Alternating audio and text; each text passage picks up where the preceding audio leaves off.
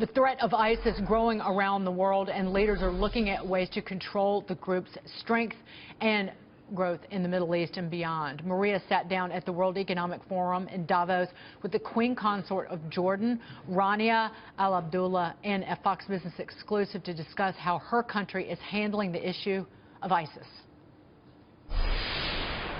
Hearing you speak about this is important because the entire community, the entire world needs to work together to actually push back on this, because they are hiding behind the Islam name. Absolutely, and I think to confront them, we have to identify the enemy.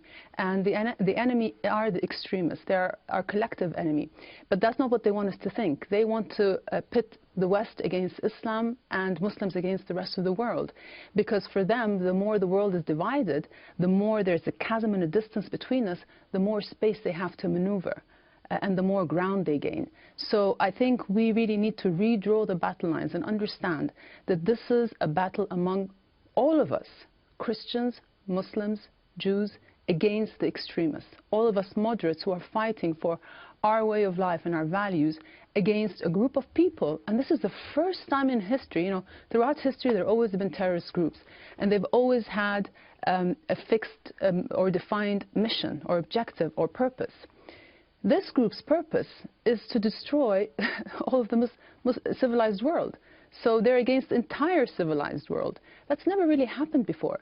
It's never happened before where you had such a group of non-homogeneous members. You know, they come from different nationalities, they speak different languages, they come for different reasons. The only thing that unites them is hate and violence.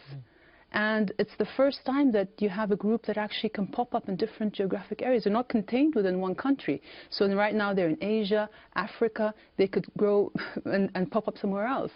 So, so I think understanding where we draw the line, that it's all of us against them, understanding that this is a really insidious enemy and that we have to confront them in every which way.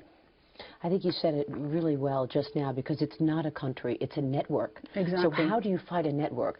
What are you doing to fight this extremism in Jordan? What would you like to see America do at this point? Well, like I said, first of all, we need to understand that we're all in this together against this group. And, you know, us as Muslims, we also need to, you know, stand up and speak out. So, for example, I saw a video by an American Muslim couple who were sort of distributing donuts and coffee to passers-by, inviting them to ask questions about Islam. And that's a great example of people who are proactively trying to sort of correct the misconceptions and to combat stereotypes against Islam. And we need to do more of that.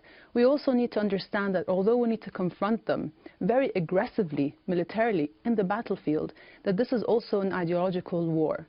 And you can't kill an idea with a bullet. The only way you can kill an idea is to propose a better one. And that is what we need to do. You know, we need to make sure that our young people are not vulnerable to recruitment.